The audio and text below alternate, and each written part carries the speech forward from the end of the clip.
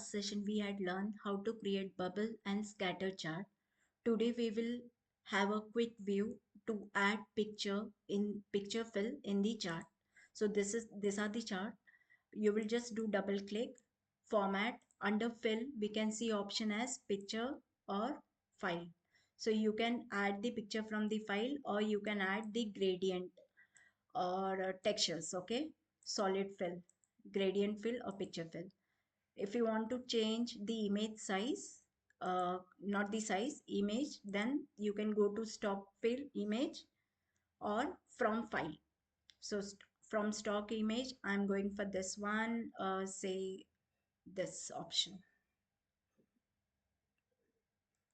Okay, let's go for this common one. Insert.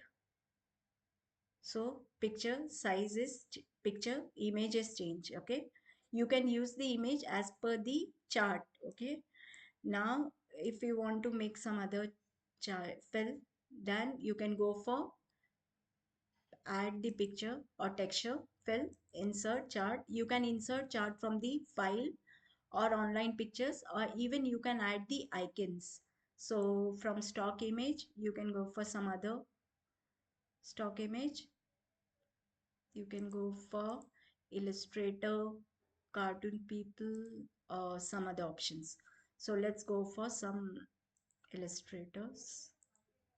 Okay, let's go for this option, shoes, or this. Okay, this one, insert.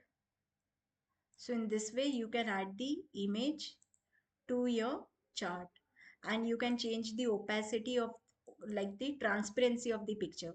See, your transparency is 70%. That's why image is looking, let me just show this image. Okay, I'm just moving this.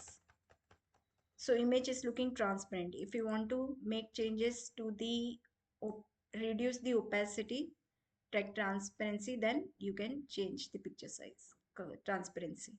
So in this way you can add image or picture background to your chart. Thank you for watching.